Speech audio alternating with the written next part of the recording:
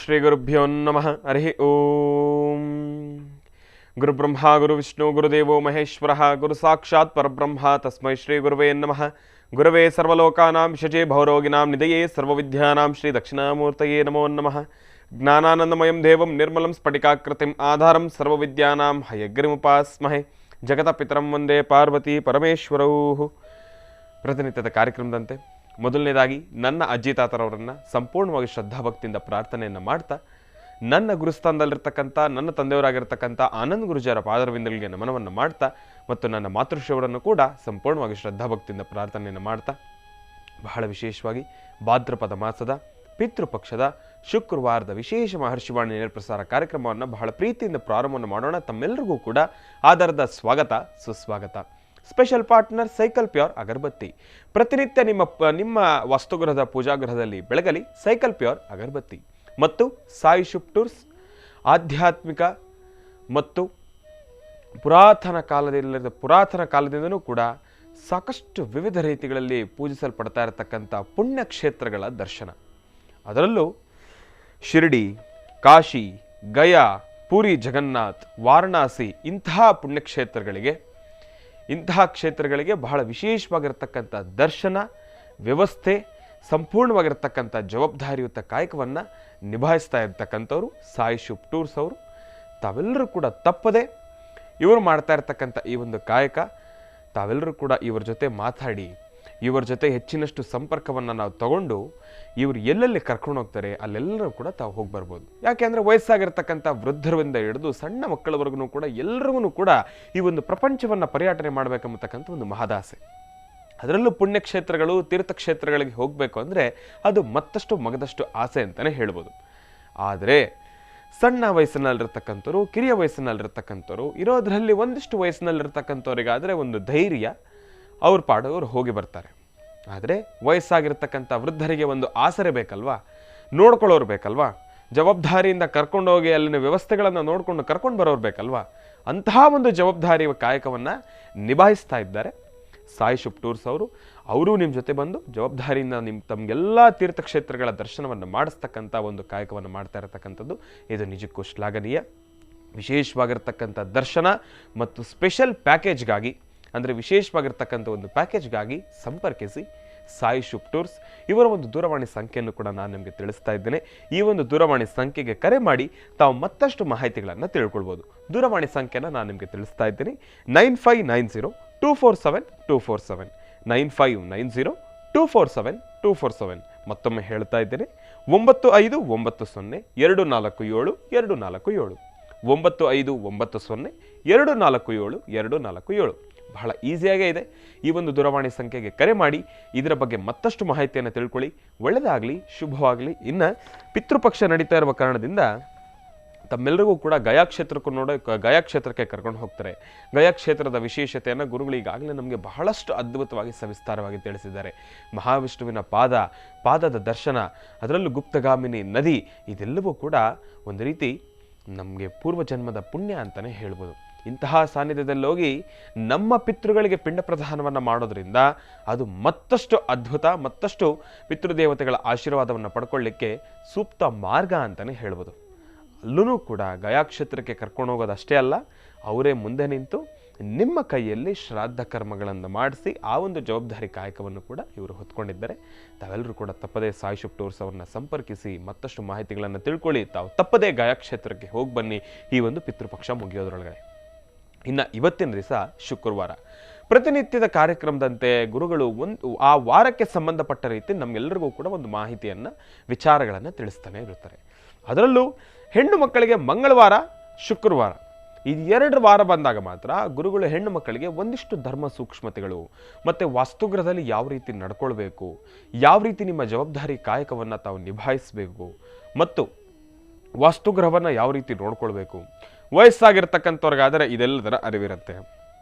ಇತ್ತೀಚೆಗೆ ಮದುವೆ ಆಗಿರ್ತಕ್ಕಂಥವ್ರಾಗಲಿ, ಹೆಣ್ಣು ಮಕ್ಕಳಾಗಲಿ, ಇನ್ನು ಈಗ ಜವಾಬ್ದಾರಿಯನ್ನು ತೆಗೆದುಕೊಳ್ಬೇಕಾಗಿರ್ತಕ್ಕಂಥ ಹೆಣ್ಣು ಮಕ್ಕಳಾಗಲಿ ಯಾವ ರೀತಿ ವಾಸ್ತುಗೃಹವನ್ನು ನೋಡ್ಕೊಳ್ಬೇಕು, ಇದೆಲ್ಲದರ ಕುರಿತಾಗಿ ಮತ್ತಷ್ಟು ಮಹತ್ವಪೂರ್ಣ ಮಾಹಿತಿಗಳನ್ನು ಗುರುಗಳು ಇವತ್ತೂ ಕೂಡ ತಿಳಿಸ್ಕೊಡೋರಿದ್ದಾರೆ. ಆದರೆ ಸತತವಾಗಿ ನನಗೆ ಗೊತ್ತಿರುವ ಪ್ರಕಾರ ಒಂದು 4 ದಿನದಿಂದನೂ ಕೂಡ ಒಂದು ವಿಚಾರವಾಗಿ ನಾನು ಪ್ರಶ್ನೆ ಕೇಳ್ತಾನೆ ಇದ್ದೆ ಗುರುಗಳಿಗೆ. ಆದರೆ ಆ ಪ್ರಶ್ನೆಗೆ ಉತ್ತರ ನಿನ್ನೆ ಸಿಗತ್ತೇನೋ ಅಂದ್ಕೊಂಡ್ವಿ. ಆದರೆ ನಿನ್ನೆನೂ ಕೂಡ ವಿಚಾರಧಾರೆ ಸಾಕಷ್ಟು ಇತ್ತು, ಆ ಒಂದು ಪ್ರಶ್ನೆಗೆ ಉತ್ತರ ಸಿಗಲೇ ಇಲ್ಲ. ನೋಡೋಣ ನಮ್ಮ ಅದೃಷ್ಟ ಇವತ್ತೇನಾದರೂ ಆ ಪ್ರಶ್ನೆಗೆ ಉತ್ತರ ಸಿಗುತ್ತಾ. ಯಾಕೆ ಅಂದರೆ ಸಾಕಷ್ಟು ಜನರ ಮನಸ್ಸಿನಲ್ಲಿ, ಸಾಕಷ್ಟು ಜನರ ವಾಸ್ತುಗ್ರಹದಲ್ಲಿ ಇದೊಂದು ಯಕ್ಷ ಪ್ರಶ್ನೆಯಾಗಿ ಕಾಡ್ತಾನೆ ಇದೆ.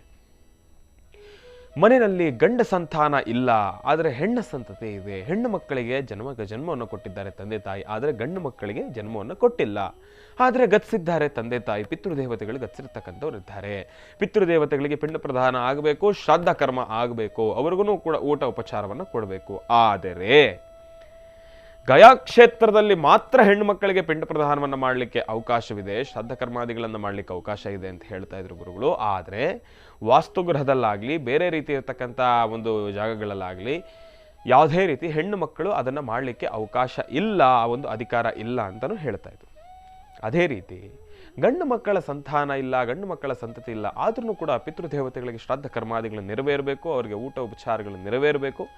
ಹೆಣ್ಣು ಮಕ್ಕಳು ಇದನ್ನು ಯಾವ ರೀತಿ ನೋಡ್ಕೊಳ್ಬೇಕು ಎಂಬತಕ್ಕಂಥರ ಕುರಿತಾಗಿ ಒಂದು ಪ್ರಶ್ನೆಯನ್ನು ಕೇಳಿದ್ವಿ. ಹಾಗಾಗಿ ಗುರುಗಳು ನಿನ್ನೆ ಕಡೆಯ ಭಾಗದವರೆಗೂ ಕೂಡ ತಿಳಿಸ್ಕೊಡ್ತೀನಿ ಅಂತ ಹೇಳ್ತಾ ಇದ್ರು. ಆದರೆ ವಿಚಾರಧಾರೆ ಸಾಕಷ್ಟು ಇತ್ತು, ಆಗದ ಕಾರಣದಿಂದ ತಿಳಿಸ್ಕೊಡ್ಲಿಲ್ಲ. ನೋಡೋಣ ಇವತ್ತಿನ ದಿವಸ ಕಾರ್ಯಕ್ರಮದ ಮೊದಲನೇ ಹಂತದಲ್ಲಿ ಪ್ರಾರಂಭದಲ್ಲೇ ಗುರುಗಳನ್ನು ಸ್ವಾಗತಿಸಿದ ತಕ್ಷಣ ಮತ್ತೊಮ್ಮೆ ಗುರುಗಳ ಕಿವಿಗೆ ಹಾಕ್ತೀನಿ. ಗುರುಗಳೇ, ಇವತ್ತು ತಿಳಿಸ್ಕೊಡ್ತಿರೋ ಇಲ್ವೋ ಕೇಳೋಣ. ನಮ್ಮ ಅದೃಷ್ಟ ಗುರುಗಳು ತಿಳಿಸ್ಕೊಟ್ಟಿದ್ದೆ ಆದರೆ ಅದನ್ನು ಹೆಣ್ಣುಮಕ್ಕಳು ಯಾವ ರೀತಿ ನಡೆಸಬೇಕು ಅದೆಲ್ಲವನ್ನು ಕೂಡ ತಿಳ್ಕೊಳ್ಳೋಣ. ಯಾಕೆಂದರೆ ಈ ಪಿತೃದೋಷ ಮಾತ್ರ ಬಹಳ ದೊಡ್ಡ ದೋಷ. ಯಾಕೆಂದರೆ ಏನಕ್ಕೆ ನಾನು ಈ ಮಾತನ್ನು ಹೇಳ್ತೀನಿ ಅಂದರೆ, ಪಿತೃಗಳು ನಮಗೆ ಶಾಪವನ್ನು ಕೊಡೋದಿಲ್ಲ, ಪಿತೃದೋಷ ಎಂಬತಕ್ಕಂಥದ್ದು ಇರುತ್ತೆ ಹೊರತಾಗಿ ಪಿತೃಗಳಿಂದ ನಮಗೆ ದೋಷ ಬರೋದಿಲ್ಲ. ಭಗವಂತನ ಒಂದು ವಕ್ರದೃಷ್ಟಿ ಅಂದರೆ ಭಗವಂತನ ಕೋಪ ಆ ರೀತಿ ಇರತಕ್ಕಂಥದ್ದಿರುತ್ತೆ. ಏನಕ್ಕೆ ನಾನು ಈ ಮಾತನ್ನು ಇಷ್ಟು ನಾರ್ಮಲ್ ಆಗಿ ಆಡು ಭಾಷೆನಲ್ಲಿ ತಿಳಿಸ್ತಾ ಇದ್ದೇನೆ ಅಂದರೆ, ಪಿತೃದೇವತೆಗಳಿಗೆ ನಾವು ಯಾವಾಗ ಶ್ರಾದ್ದ ಕರ್ಮಾದಿಗಳನ್ನು ಸರಿಯಾದ ರೀತಿಯಲ್ಲಿ ಸಲ್ಲಿಸೋದಿಲ್ವೋ, ವರ್ಷಕ್ಕೊಮ್ಮೆ ಬರ್ತಕ್ಕಂಥ ಪಿತೃಪಕ್ಷ ಅವರಿಗೆ ನಾವು ಸಲ್ಲಿಸಬೇಕಾಗಿರ್ತಕ್ಕಂಥ ಸೇವೆಗಳನ್ನು ಸಲ್ಲಿಸೋದಿಲ್ವೋ, ಅವರಿಗೆ ನಾವು ಆಹಾರವನ್ನು ಕೊಡೋದಿಲ್ವೋ, ಅವರು ಕೋಪ ಮಾಡ್ಕೊಳ್ತಾರೆ. ಆದರೆ ಗುರುಗಳು ನಮ್ಗೆ ಈ ಮಾತನ್ನು ಕೂಡ ಹೇಳಿದರು, ಕೋಪ ಮಾಡ್ಕೊಳ್ತಾರೆ ಹೊರತಾಗಿ ನಮ್ಮ ಮಕ್ಕಳು ಎಂಬತಕ್ಕಂಥ ಒಂದು ವಿಚಾರದಲ್ಲಿ ಅವರು ಹೊಟ್ಟೆಗೆ ಹಾಕ್ಕೊಂಡ್ಬಿಡ್ತಾರೆ, ಯಾವುದೇ ರೀತಿ ಕೋಪವನ್ನು ತೋರಿಸಲ್ಲ ಅಂತೇಳಿ. ಆದರೆ ಭಗವಂತ ಹಾಗಲ್ವಲ್ಲ, ಎಲ್ಲವನ್ನು ಕೂಡ ನೋಡ್ತಾ ಇರ್ತಾರೆ. ಅದೇ ರೀತಿ ಹೆಣ್ಣು ಮಕ್ಕಳು ಯಾವ ರೀತಿ ಆ ಜವಾಬ್ದಾರಿ ಕಾಯಕವನ್ನು ನಿಭಾಯಿಸಬೇಕು, ಪಿತೃದೋಷಕ್ಕೆ ಒಳಗಾಗದೇ ಇರೋ ರೀತಿ ಯಾವ ರೀತಿ ನೋಡ್ಕೊಳ್ಬೇಕು, ಇದೆಲ್ಲದರ ಕುರಿತಾಗಿಯೂ ಕೂಡ ಗುರುಗಳು ನಮಗೆ ಮಾಹಿತಿಯನ್ನು ತಿಳಿಸ್ಕೊಡೋರಿದ್ದಾರೆ. ಇನ್ನು ಇವತ್ತಿನಿಂದ 48 ದಿನದ ಮಂಡಲಾನುಷ್ಠಾನದ ಪೂಜಾನುಷ್ಠಾನ ಕಾರ್ಯಕ್ರಮ ಪ್ರಾರಂಭ ಆಗೋಗಿದೆ. ಬೆಳಗ್ಗಿನಿಂದನೇ ಕೂಡ ಪೂಜಾನುಷ್ಠಾನಗಳು ನೆರವೇರ್ತಾ ಇದೆ. ಸಂಜಾ ಕಾಲಕ್ಕೆ ಬಹಳ ದೊಡ್ಡದಾಗೆ ಪೂಜಾನುಷ್ಠಾನ ನೆರವೇರ್ತಾ ಇರತಕ್ಕಂಥದ್ದಿದೆ. ಇನ್ನು ನಾಳೆ ನಾಳಿದ್ದು ಮಾತ್ರ ಬಹಳ ವಿಜೃಂಭಣೆಯಿಂದ ವೈಭವೀಪೂರಿತವಾಗಿ ಕಂಗೊಳಿಸ್ತಾ ಇರುತ್ತೆ. ಮಹರ್ಷಿ ಮಂದಿರದಲ್ಲಿರ್ತಕ್ಕಂಥ ಶ್ರೀ ಕ್ಷೇತ್ರ ಲಕ್ಷ್ಮೀ ಬೋರಸ್ವಾಮಿಯ ಸನ್ನಿಧಾನ. ತಾವೆಲ್ಲರಿಗೂ ಕೂಡ ತಪ್ಪದೇ ಬರಬೇಕು. ತಮ್ಮೆಲ್ಲರಿಗೂ ಕೂಡ ಮಹರ್ಷಿ ಮಂದಿರದ ಕಡೆಯಿಂದ ಸ್ವಾಗತ, ಸುಸ್ವಾಗತ. ಇನ್ನು ಬಹಳ ವಿಶೇಷವಾಗಿ ಇಂದಿನ ಭಾಗದಲ್ಲಿ ತಿಳಿಸ್ತಾ ಇದ್ದೆ, ಗುರುಗಳನ್ನು ಪ್ರಾರಂಭದ ಹಂತದಲ್ಲೇ ಕೇಳ್ತೀನಿ ಅಂತ ಹೇಳಿ. ಈಗ ನನ್ನ ಮನಸ್ಸಿನಲ್ಲಿ ಮತ್ತೊಂದು ಪ್ರಶ್ನೆ ಉಳಿದಿದೆ. ಏನಪ್ಪ ಆ ಪ್ರಶ್ನೆ? ಇದು ನಿಜಕ್ಕೂ ಈ ಕ್ಷಣ ನಾನು ಕೇಳಲೇಬೇಕೇನೋಪ್ಪ. ಕೇಳಿದಾಗ ಒಂದಷ್ಟು ಜನರ ಮನಸ್ಸಿಗೆ ನೋವುಂಟಾಗಬಹುದು, ಆದರೆ ಯಾರನ್ನು ಕೂಡ ಅನ್ಯತಾ ಭಾವಿಸಬೇಡಿ. ಈ ಪ್ರಶ್ನೆ ಎಲ್ಲರೂ ಕೂಡ ಬಹಳ ಸೂಕ್ಷ್ಮವಾಗಿ ಮನಸ್ಸಿನಲ್ಲಿ ತಿಳ್ಕೊಳ್ಬೇಕು, ಅರ್ಥೈಸ್ಕೊಳ್ಬೇಕು. ಆ ಪ್ರಶ್ನೆ ಏನು ಅನ್ನೋದನ್ನು ಕೇಳಬೇಕು ಅಂದರೆ ಯಾರಿಗೆ ಕೇಳಬೇಕು? ನಮ್ಮ ಪ್ರೀತಿಯ ಗುರುಗಳನ್ನು ಕೇಳಬೇಕು. ಹಾಗಾದರೆ ಅವ್ರನ್ನ ಕಾರ್ಯಕ್ರಮಕ್ಕೆ ಸ್ವಾಗತಿಸ್ಬೇಕಲ್ವಾ? ಮೊದಲನೇದಾಗಿ ಗುರುಗಳನ್ನು ಕಾರ್ಯಕ್ರಮಕ್ಕೆ ಸ್ವಾಗತಿಸ್ಬಿಡೋಣ. ಶ್ರೀಯುತರು ಸಾಮುದ್ರಿಕ ಶಿರೋಮಣಿ, ಸ್ವರ ಸರ್ವಜ್ಞ, ದರ್ಪಣಾಂಜನ, ಚಕ್ಷುರ್ಮತಿ ವಿದ್ಯಾನಿಪುಣ, ಶ್ರೀ ವಿದ್ಯೋಪಾಸಕ ರತ್ನ, ಅಥರ್ವಣ ಪರಿಹಾರ ಪ್ರವೀಣರು ಮತ್ತು ವನಸಿರಿ ಆಯುರ್ವೇದ ರತ್ನರು, ನಮ್ಮ ನಿಮ್ಮೆಲ್ಲರ ಪ್ರೀತಿಯ ಅಚ್ಚುಮೆಚ್ಚಿನ ಮಹರ್ಷಿ ಮಂದಿರ ಬ್ರಹ್ಮರ್ಷಿ ಆನಂದ ಸಿದ್ಧಿಪೀಠಂನ ಸಂಸ್ಥಾಪಕರು, ಖ್ಯಾತ ಜ್ಯೋತಿಷಿಗಳು ಶ್ರೀ ಶ್ರೀ ಶ್ರೀ ಡಾಕ್ಟರ್ ಮಹರ್ಷಿ ಆನಂದ್ ಗುರುಜಿಯವರನ್ನ, ನನ್ನ ತಂದೆಯವರನ್ನ ಪ್ರೀತಿಪೂರ್ವಕವಾಗಿ ಭಕ್ತಿಪೂರ್ವಕವಾಗಿ ಕಾರ್ಯಕ್ರಮಕ್ಕೆ ಸ್ವಾಗತಿಸೋಣ. ಗುರುಗಳೇ, ಕಾರ್ಯಕ್ರಮಕ್ಕೆ ಸ್ವಾಗತ, ಸುಸ್ವಾಗತ. ನಮಸ್ತೆ ಅಸ್ತು ಮಹಾಮಾಯೇ ಶ್ರೀಪೀಠೆ ಸುರಭೂಜಿತೆ ಶಂಖಚಕ್ರಗದಾಹಸ್ತೆ ಮಹಾಲಕ್ಷ್ಮೀ ನಮೋಸ್ತುತೆ. ಯಾ ದೇವಿ ಸರ್ವಭೂತೇಷು ಮಾತೃರೂಪೇಣ ಸಂಸ್ಥಿತಾ. ನಮಸ್ತಸ್ಯೈ ನಮಸ್ತಸ್ಯೈ ನಮಸ್ತಸ್ಯೈ ನಮೋ ನಮಃ. ಓಂ ಶ್ರೀಂ ಬ್ರಾಹ್ಮೀ ಮಾಹೇಶ್ವರಿ ಕೌಮಾರಿ ವೈಷ್ಣವಿ ವಾರಾಹಿ ಇಂದ್ರಾಣಿ ಚಾಮುಂಡಾಂ ಚಂಡಿಕಾಂ ಶ್ರೀ ಮಹಾಕಾಳಿ ಮಹಾಲಕ್ಷ್ಮೀದೇವತಾಭ್ಯೋ ನಮಃ. ಪದ್ಮಾನ್ನೇ ಪದ್ಮಪತ್ರೇ ಪದ್ಮಪ್ರಿಯೇ ಪದ್ಮದಲಾಯತಾಕ್ಷಿ ವಿಶ್ವಪ್ರಿಯೇ ವಿಷ್ಣುಮನೋನುಕೂಲೆ ತ್ವತ್ಪಾದ ಪದ್ಮಂ ಮಯಿ ಸನ್ನಿಧತ್ಸ್ವ.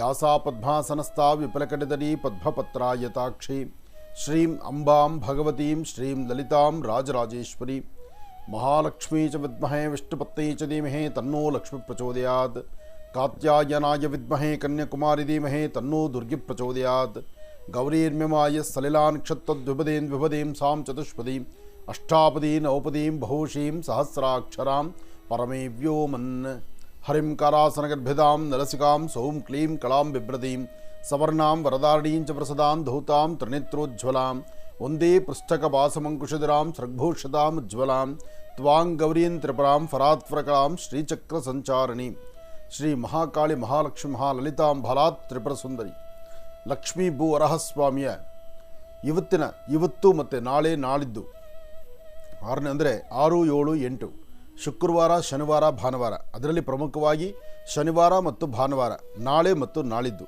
ಬಹಳ ಅದ್ಧೂರಿತವಾದಂಥ ಕಾರ್ಯಕ್ರಮ. ಇವತ್ತು ಶುಭ ಸಂಧ್ಯಾಕಾಲ ಪ್ರಾರಂಭವಾಗುವಂಥ ಕಾರ್ಯಕ್ರಮ. ಆದರೂ ಬೆಳಗ್ಗೆ ಪ್ರತಿನಿತ್ಯದ ಕಾಯಕದಂತೆ ಬೆಳಗ್ಗೆ 5 ಗಂಟೆಗೆ ಅಭಿಷೇಕ ಆಗಿ ತಾಯಿಗೆ ಒಂದು ವಿಶೇಷವಾದಂಥ ಅಲಂಕಾರ ಆಗಿ ಮಹಾಮಂಗಳಾರತಿ ಮುಗಿಸ್ಕೊಂಡು ನಿಮ್ಮ ಮುಂದೆ ಬಂದಂಥ ಕಾಯಕ ನಮ್ಮದು. ಆದರೂ ಈ ಅದ್ಧೂರಿತವಾದಂಥ ಕಾರ್ಯಕ್ರಮಕ್ಕೆ ತಮ್ಮೆಲ್ಲರಿಗೂ ಸ್ವಾಗತಿಸ್ತಾ ಇದ್ದೇನೆ. ದೇವಸ್ಥಾನ ಆಶ್ರಮ 48 ದಿವಸದಲ್ಲಿ 9 ದಿನಕ್ಕೆ ಪ್ರತಿಷ್ಠಾಪನೆ ಆಗಿರತಕ್ಕಂತಹ ದೇವಾಲಯ ಲಕ್ಷ್ಮೀ ಭೂ ವರಹಸ್ವಾಮಿಯ ದೇವಾಲಯ. ಆ ಸ್ವಾಮಿಯ ದರ್ಶನಕ್ಕೆ ಬಂದ ಭಕ್ತರು, ನಿನ್ನೆನೂ ಅಷ್ಟೇ ಸಾಕಷ್ಟು ಜನ ಭಕ್ತರು ಬಂದರು, ಅವರ ಮನೋಕಾಮನೆಗಳನ್ನು ಹಂಚಿಕೊಂಡ್ರು. ನಾವು ಪ್ರಾರಂಭದಲ್ಲಿ ನೀವು ಸಾಲಿಗ್ರಾಮ ಇಟ್ಟಿದ್ರಲ್ಲ, ಆ ಕ್ಷಣ ಬಂದು ನಾವು ಪ್ರಾರ್ಥನೆ ಮಾಡಿದ್ವಿ.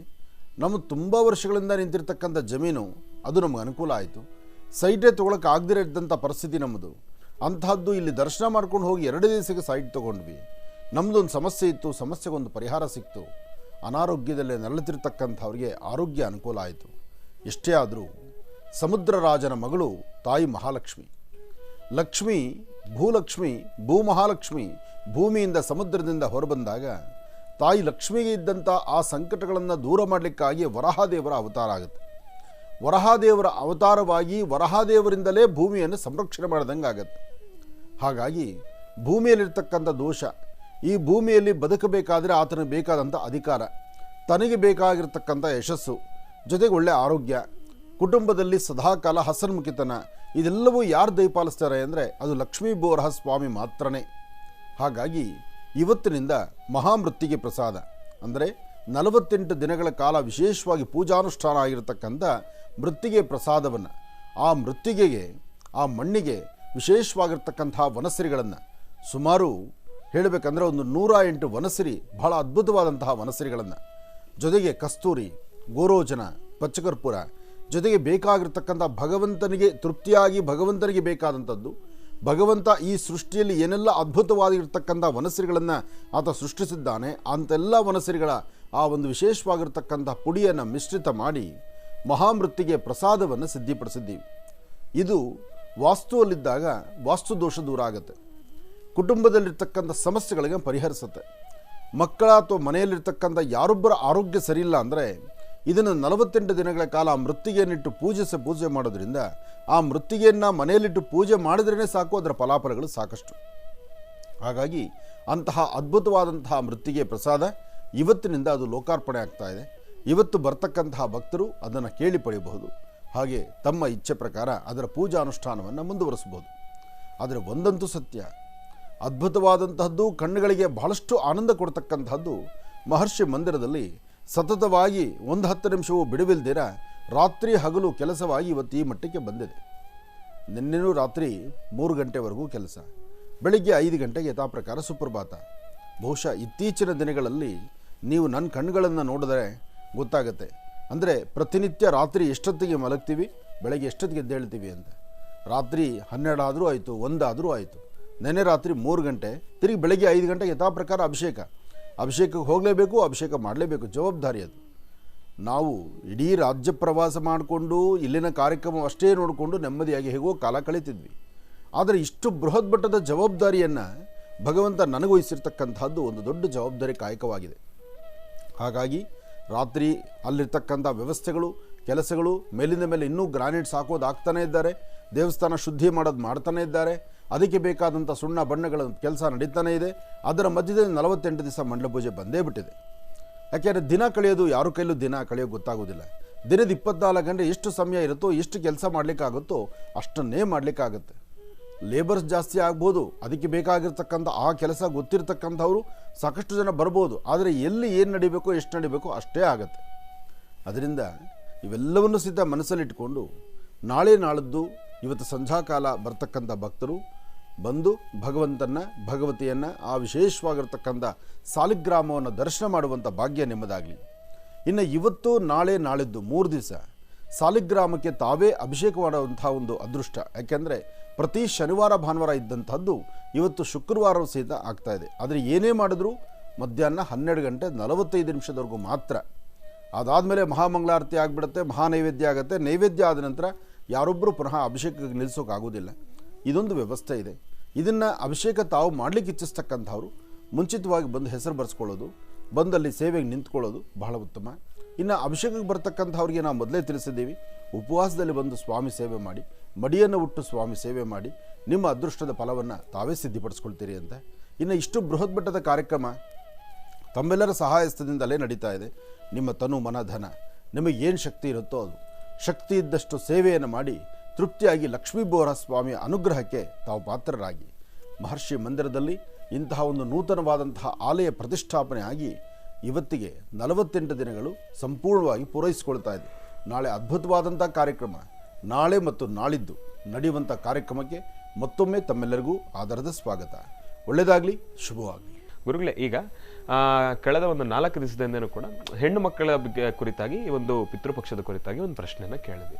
ಅದ್ರ ಜೊತೆಗೆ ಗುರುಗಳೇ, ಈಗ ಏನಪ್ಪ ಅಂದರೆ ವಾಸ್ತುಗ್ರಹದಲ್ಲಿ ಗಂಡು ಮಕ್ಕಳ ಸಂತತಿ ಇದೆ, ಅಂದರೆ ಗಂಡು ಮಕ್ಕಳಿಗೆ ಜನ್ಮವನ್ನು ಕೊಟ್ಟಿದ್ದಾರೆ ಪಿತೃಗಳು. ಆದರೆ ಈಗ ಇತ್ತೀಚಿನ ದಿನಮಾನಗಳಲ್ಲಿರ್ತಕ್ಕಂಥವ್ರು ಏನು ಮಾಡ್ತಾ ಇದ್ದಾರೆ, ಈ ಒಂದು ಕುಡಿತದ ಚಟಕ್ಕೋ ಇಲ್ಲಾಂದರೆ ಅತಿಯಾಗಿ ವೇಗವಾಗಿ ಗಾಡಿಯನ್ನು ಚಲಾಯಿಸ್ತಕ್ಕಂಥದ್ದಾಗಲಿ, ಇಂಥ ಒಂದು ಕೆಲಸಗಳನ್ನು ಮಾಡ್ತಕ್ಕಂಥದ್ದು, ಇಲ್ಲ ಕೆಟ್ಟ ಚಟಗಳಿಗೆ ದೂರಾಗಿ ಅಕಾಲ ಮೃತ್ಯುಗೆ ಈಡಾಗ್ತಾರೆ. ಅಂಥವ್ರಿಗೂ ಕೂಡ ನಾವು ಒಂದು ಶ್ರಾದ್ದ ಕರ್ಮಾದಿಗಳನ್ನು ಮಾಡಬೇಕಾ? ಈಗ ತಂದೆ ತಾಯಿಯನ್ನು ನೋಡ್ಕೊಳ್ತಕ್ಕಂಥದ್ದಾಗಲಿ, ಒಂದು ಜವಾಬ್ದಾರಿಯನ್ನು ನಿರ್ವಹಣೆ ಮಾಡದೇ ಇರತಕ್ಕಂಥದ್ದಾಗಲಿ, ಬೇಜವಾಬ್ದಾರಿಯಿಂದ ನಡ್ಕೊಳ್ತಕ್ಕಂಥದ್ದಾಗಲಿ, ಇದೆಲ್ಲವನ್ನು ಕೂಡ ಮಾಡ್ತಕ್ಕಂಥವ್ರು ಇರ್ತಾರೆ. ತಂದೆ ತಾಯಿಯ ಮನಸ್ಸನ್ನು ನೋವು ಮಾಡಿರ್ತಕ್ಕಂಥವ್ರು ಇರ್ತಾರೆ. ತಂದೆ ತಾಯಿಗೆ ಅವಮಾನ ಆಗೋ ರೀತಿ ನಡ್ಕೊಂಡಿರ್ತಕ್ಕಂಥವ್ರು ಇರ್ತಾರೆ. ಸಮಾಜದಲ್ಲಿ ಒಂದು ಕೆಟ್ಟ ಹೆಸರನ್ನು ತೆಗೆದುಕೊಂಡು ಇರ್ತಕ್ಕಂಥವ್ರು ಕೂಡ ಇರ್ತಾರೆ. ಅಂಥವ್ರಿಗೆಲ್ಲ ಹೇಗೆ ಗುರುಗಳೇ, ಅವರು ಒಂದು ಮೃತಪಟ್ಟ ಮೇಲೆ ಅವರಿಗೆ ಹೇಗೆ ಇದೆಲ್ಲ ಒಂದು ಶ್ರಾದ್ದ ಕರ್ಮಾದಿಗಳು? ಇಂಥ ನೋವು ಬತ್ತು, ಒಳ್ಳೆಯದು ಕೆಟ್ಟದ್ದು, ನೋವು ನಲಿವು ಜನ್ಮ ಕೊಟ್ಟ ಮೇಲೆ ಜನ್ಮದಾತರು ಏನೇ ಆದರೂ ಸಹಿತ ಅದಕ್ಕೆ ಹೇಳೋದು, ಮನುಷ್ಯನಿಗೆ ತನ್ನ ಕಣ್ಣೆದುರುಗಡೆ ಏನು ನಡಿಬೇಕು, ಏನು ನಡಿಬಾರ್ದು ಎಂಬತಕ್ಕಂಥದ್ದನ್ನು ಭಗವಂತ ಬಹಳ ಅಚ್ಚುಕಟ್ಟಾಗಿ ನಡೆಸಿರ್ತಾನೆ. ಪುತ್ರ ಶೋಕಂ ನಿರಂತರಂ ಅಂತ ಹೇಳ್ತಾರೆ. ಮಗ ಎಷ್ಟೇ ಕೆಟ್ಟವನಾಗಿರಲಿ, ಮಗಳು ಎಷ್ಟೇ ಕೆಟ್ಟವಳಾಗಿರಲಿ, ಅವರು ಕೆಟ್ಟವರು ಅಂತ ಹೇಳಿ ಯಾವತ್ತೂ ತಂದೆ ತಾಯಿಯವ್ರನ್ನ ದೂರ ಮಾಡೋದೇ ಇಲ್ಲ. ಆತ ಹೊಡಿತಾನೋ, ಬಡಿತಾನೋ, ಅಥವಾ ಕುಡಿದು ಬರ್ತಾನೋ, ಅಥವಾ ಇನ್ನೊಂದು ಮಾಡಬಾರ್ದು ಮಾಡ್ತಾನೋ, ಅಥವಾ ಇನ್ನೇನೋ ಒಂದು ತಪ್ಪು ಕೆಲಸ ಮಾಡ್ಕೊಂಡು ಬಂದಿರ್ತಾನೋ, ಆಗಲೂ ಸಹಿತ ಮಗ ಅಂತ ತನ್ನ ಹೊಟ್ಟೆಗೆ ಹಾಕ್ಕೊಂಡು ತನ್ನ ಮಗ ಏನೂ ಮಾಡಿಲ್ಲ ಎಂಬತಕ್ಕಂಥದ್ದನ್ನು ಮನಸ್ಸಲ್ಲಿ ಇಟ್ಕೊಂಡು ಏನೋ ಒಂದು ಅವನ್ನ ಸರಿತಿದ್ದಿ ಅವನ್ನ ಸಮಾಜಕ್ಕೆ ಒಂದು ಒಳ್ಳೆ ಪ್ರಜೆಯನ್ನು ಮಾಡಬೇಕು ಅಂತಕ್ಕಂಥ ಚಿಂತನೆಯಲ್ಲಿ ಹೊಡೆದಾಡ್ತಕ್ಕಂಥದ್ದು ತಂದೆ ತಾಯಿ. ಮಕ್ಕಳು ತಪ್ಪು ಮಾಡ್ತಾರೆ ಅಂತ ಹೇಳಿ ಮಕ್ಕಳಿಗೆ 2 ಹೊಡೆದು ಬುದ್ಧಿ ಕಲಿಸ್ಬೋದೇ ವಿನಃ ಮಕ್ಕಳನ್ನ ಯಾರೂ ದೂರ ಮಾಡ್ಕೊಳಲ್ವಲ್ಲ.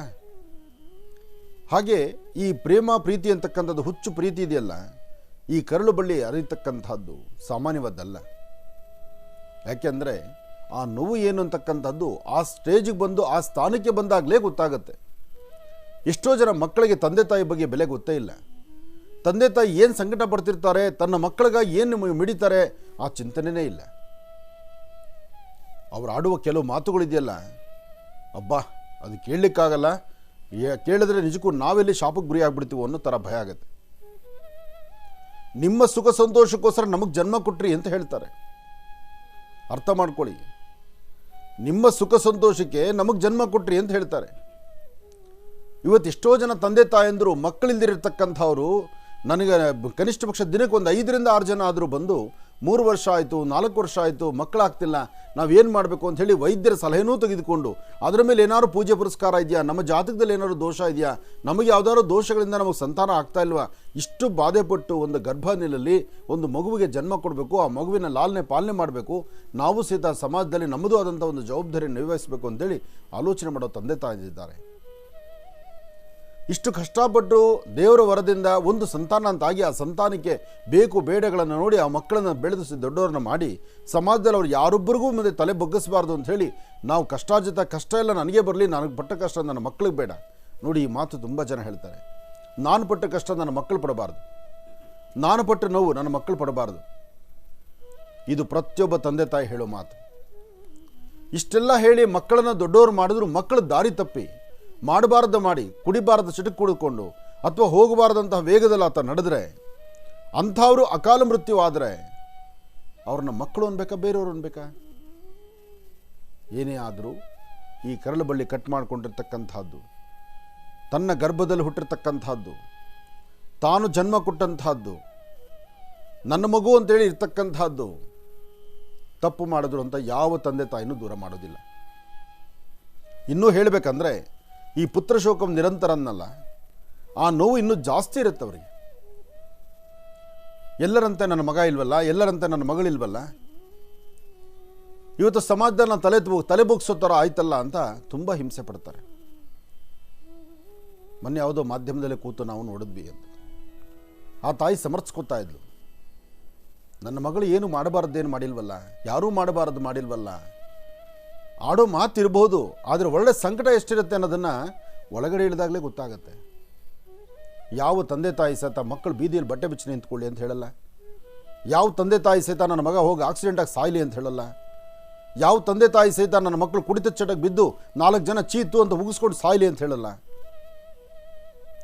ಎಲ್ಲರಂತೆ ನನ್ನ ಮಕ್ಕಳು ಬಾಳಲಿ, ಸಮಾಜದಲ್ಲಿ ಒಳ್ಳೆಯ ಸತ್ಪ್ರಜೆಗಳಾಗಲಿ, 4 ಜನ ಬೆರಳು ಮಾಡಿ ತೋರಿಸ್ಲಿ. ಹೇಗೆ ಇಂಥವ್ರ ಮಗ ಹೀಗಿದ್ದಾನಪ್ಪ ಅನ್ನೋ ಸಂತೋಷದ ನುಡಿ ಆಡಲಿ ಅಂತ ಪ್ರತಿಯೊಬ್ಬ ತಂದೆ ತಾಯಿ ಮನಸ್ಸು ಹೃದಯ ಮಿಡಿಯುತ್ತೆ. ಆದರೆ ಸಮಾಜ 4-6 ಜನ ಒಂದು ಬೆರಳು ಮಾಡಿ ತೋರಿಸಿದಾಗ ಇದು ಹೀಗೆ ಅಂದಾಗ ಅದನ್ನು ಸಮರ್ಥಿಸ್ಕೊಳ್ಳೇಬೇಕು ತಂದೆ ತಾಯಿ ಆದಂಥವ್ರು.